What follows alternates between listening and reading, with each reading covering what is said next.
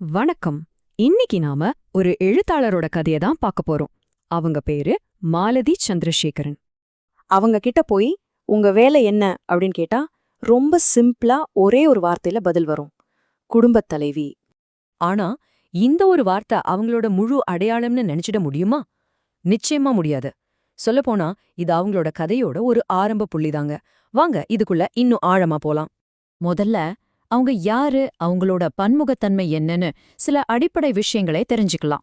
பேரு மாலதி சந்திரசேகரன். பிறந்த தேதி ஆகஸ்ட் 15, 1952. கவிதைகள், சின்ன சின்ன குறிப்புகள் எல்லாம் எழுதும்போது பாண்ட்ஸ்லே அப்படிங்கிற புனைப்பெயர்ல எழுதுவாங்க. அவங்களோட பேஷன், அவங்களோட ஆர்வம் எல்லாமே எழுதுறதுதான். சரி, அவரோட இந்த எழுத்து பயணம் எப்படி ஆரம்பிச்சது? பத்திரிகை உலகத்துல அவங்க செஞ்ச சாதனைகள் என்னன்னு இப்ப பார்க்கலாம். அவங்களோட எழுத்து பயணம் ஆரம்பிச்சது 1986ல. அப்போ இருந்து இன்னைக்கு வரைக்கும் யோசிச்சு பாருங்க, பல வருஷங்களா தொடர்ந்து எழுதிக்கிட்டே இருக்காங்க. இவ்ளோ பெரிய பயணத்துல அவங்க சாதிச்சது என்ன?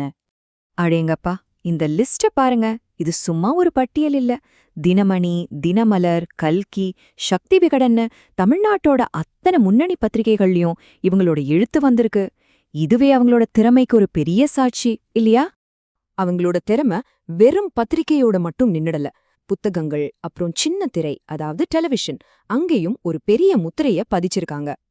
ஒரு பக்கம் பாத்தீங்கன்னா கிழக்கு பதிப்பகம் மாதிரி பெரிய பதிப்பகங்களோட சேர்ந்து மொத்தம் 8 புத்தகங்கள் வெளியிட்டிருக்காங்க. இன்னொரு பக்கம் உலகை குறுக்கும் எய்ட்ஸ், குற்றங்கள் தண்டிக்கப்படும் மாதிரியான முக்கியமான டிவி நிகழ்ச்சிகளுக்கு அவங்க தான் ரைட்டர், ப்ரொடியூசர். இதுலேருந்து என்ன தெரியுது? எழுத்துல எந்த வடிவமா இருந்தாலும் சரி, அதை எவ்ளோ அழகா கையாண்டிருக்காங்க பாருங்க.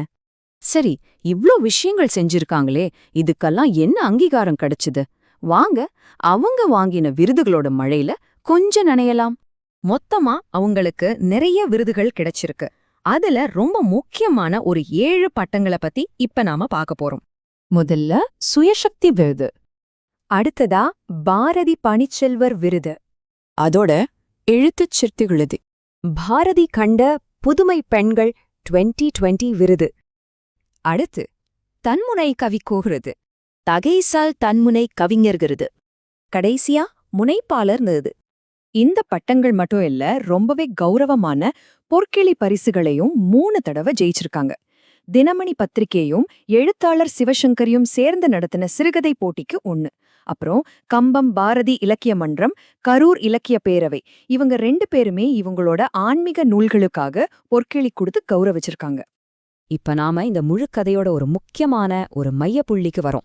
இந்த அத்தனை அங்கீகாரங்களுக்கும் பின்னாடி இருக்கிற ஒரு பெரிய கொள்கை, அத பத்தி தான் இப்ப பார்க்க போறோம்.